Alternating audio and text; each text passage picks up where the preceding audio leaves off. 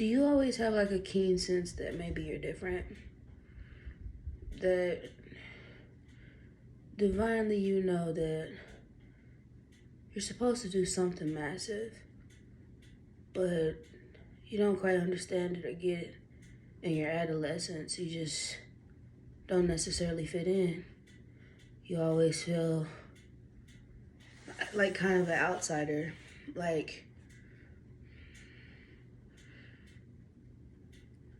I know I'm supposed to be here, but in a sense, I don't feel like I belong here necessarily.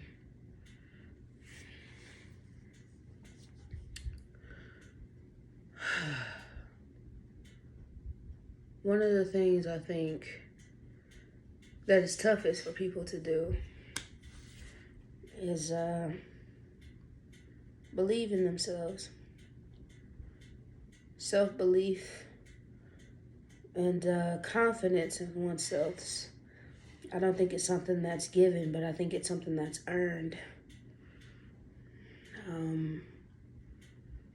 I think as kids, we come into the world stainless, and over time, we don't allow it, but sometimes most times other people's shit and disbelief or disbelief in faith or disbelief in God starts to attach to us. It rubs off on us. And we create these people-pleasing tendencies or feelings of being unworthy, feeling like maybe I'm not everything that I know I am. And we dim our light. We dim our greatness because people around us might tell us, hey, your light is bothering me. Your greatness is too loud. It's too abrasive. It makes me uncomfortable. Being a light sometimes is a heavy burden. It is, man. It's a heavy burden. Because it's like, I know how I feel on the inside, but I always feel like an outsider. And sometimes we play into that, like, man, one deep. And God doesn't want us to be one deep necessarily. He does isolate us for a time to be in a chrysalis or cocoon because he wants to give us downloads and do some genuine work on us. But God believes in community. Jesus himself was in community with the 12 disciples in the Garden of Gethsemane when he was alone. He wasn't alone. He had the 12 disciples. He was crying. He was sad. And although he was surrounded by people, he was alone. And he didn't want to be alone. He was like, guys, will you guys just stay up with me?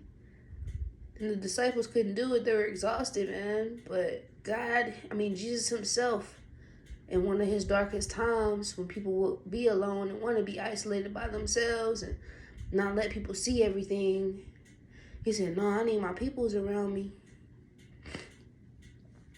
And that's a shame that instead of that outward expression or that outward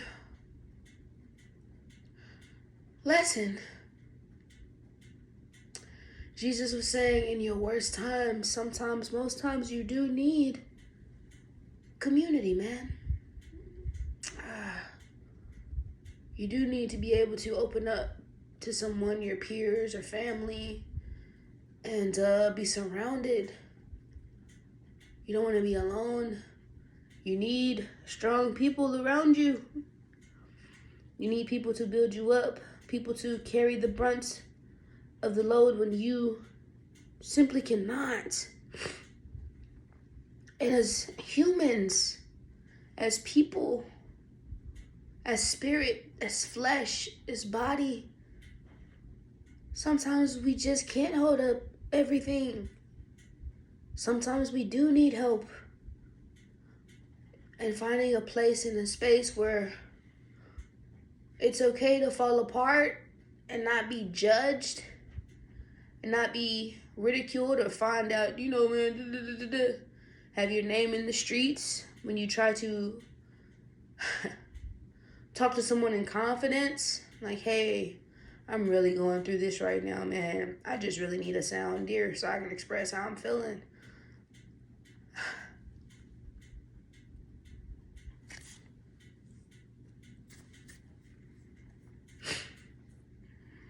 That's a lesson, man. You know what? Coming up as a kid, you,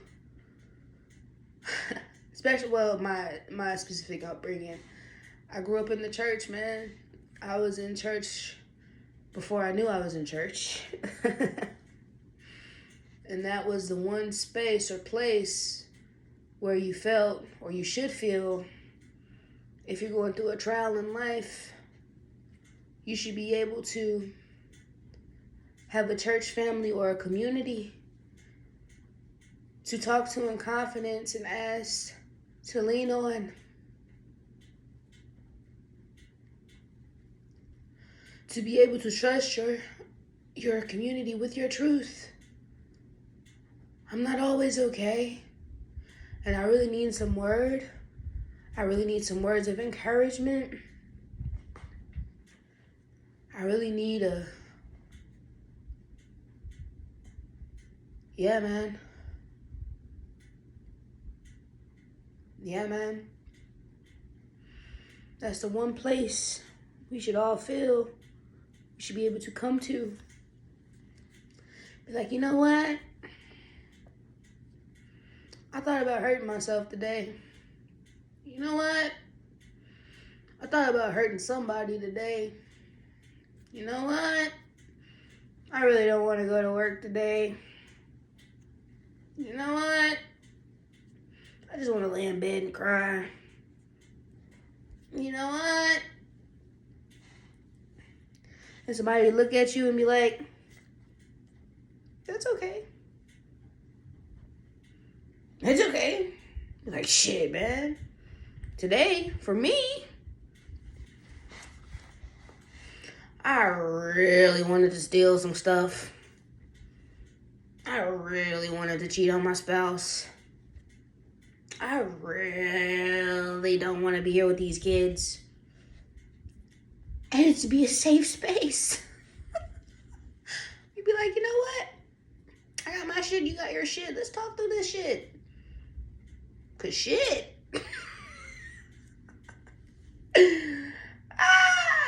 Cause shit, dude. A true place of vulnerability. You know, in a safe space, a safe haven.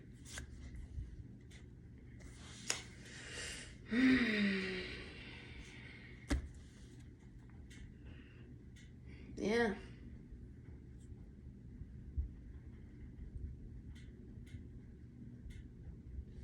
Yeah.